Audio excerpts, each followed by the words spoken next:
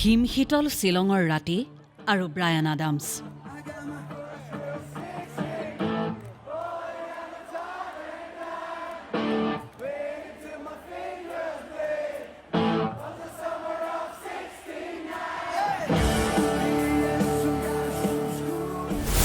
শ্বিলঙৰ সেমেকা ৰাতি উদ্বাউল হৈ উঠিল।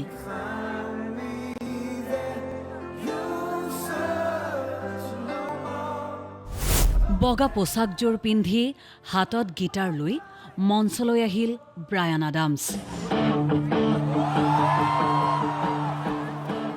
শীতৰ ৰাতি উমাল কৰি সেই একেই যৌৱনৰ প্ৰাচুৰ্যৰে প্ৰায় ৫০,০০০ দৰ্শকৰ সন্মুখত থিয় হ'ল ব্ৰায়ান আডামছ।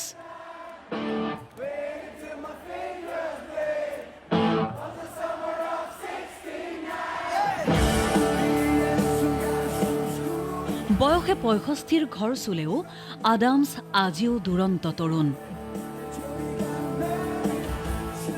গীতৰ মাজে মাজে গীটাৰৰ ষ্ট্ৰিঙত আঙুলিৰ কঁপনি।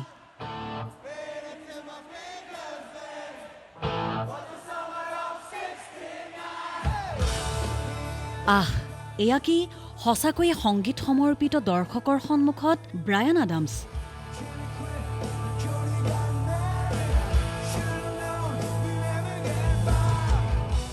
বহুতৰে বাবে ইংৰাজী গীত শুনাৰ অভ্যাসৰ নামেই আছিল ব্ৰায়ান আডামছ। বহুতৰে বাবে স্কুলীয়া দিনৰ সোঁৱৰণৰ নাম ব্ৰায়ান আডামছ। ৰোমন্থনৰ নাম ব্ৰায়ান আডামছ। আডামছৰ ছামাৰ অৱ 69 বা everything I do for you, please forgive me, straight from the heart, all for love, you can't take me, এনেকৈয়ে এটাকৈ অজস্ৰ গীতৰ লহৰত বুৰ গ'ল শ্বিলঙৰ সেমেকা ৰাতি।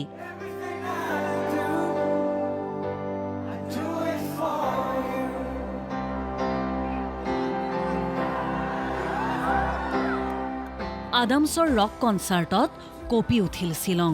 ৫০,০০০তকৈও অধিক দৰ্শকে আডামছৰ কণ্ঠতেই কণ্ঠ মিলাই গাই গ'ল প্লিজ ফৰগিভ মি। ৮০-৯০ৰ দশকৰ বহুতৰ বাবেই ৰক মিউজিক মানেই আছিল ব্ৰায়ান আডামছ।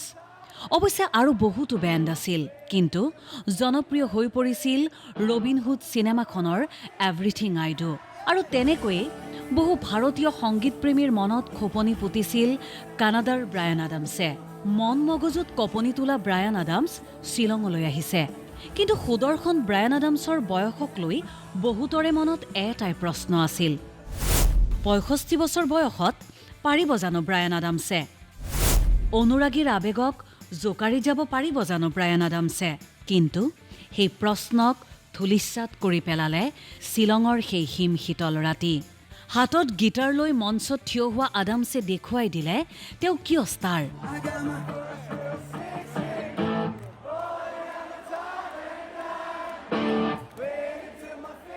তেওঁ কিয় বিশ্বৰ সংগীত শিল্পী। তেওঁ কিয় চিৰতৰুণ। একেৰাহে প্ৰায় ২ ঘণ্টা ধৰি গাই গ'ল summer of 69, cuts like a knife, here I am, run to you. আৰু বহুতো সহযোগ কৰিলে মাথো ৩-৪জন সতীৰ্থই। উৎফুল্লিত দৰ্শকে সমস্তৰে সহযোগ কৰি গ'ল এটি গীতত।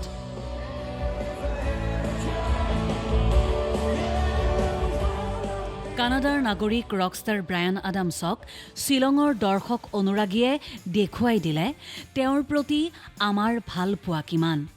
যে এবাৰ তেওঁৰ লাইভ কনচাৰ্ট ওচৰৰ পৰা চাবলৈ নাপালে তেওঁৰ মনতো ৰৈ গ'ল বহু আফচোচ। ৰৈ গ'ল আডামছক ওচৰৰ পৰা দেখাৰ হেঁপাহ। সংগীতৰ টোপোলা বুকুত বান্ধি বিশ্ব ভ্ৰমণলৈ ওলোৱা ব্ৰায়ান আডামছ ১৬ ডিচেম্বৰলৈ ভাৰতত থাকিব। মেঘৰ আলয় মেঘালয়ৰ পৰা আৰম্ভ কৰা ভাৰতৰ এই যাত্ৰাত আছে গুৰুগ্ৰাম, মুম্বাই, বেংগালুৰু আৰু হায়দৰাবাদৰ নাম। আৰু এই সকলোৰে শেষত শ্বিলং সাক্ষী হৈ ৰ'ল এক ঐতিহাসিক কনচাৰ্টৰ।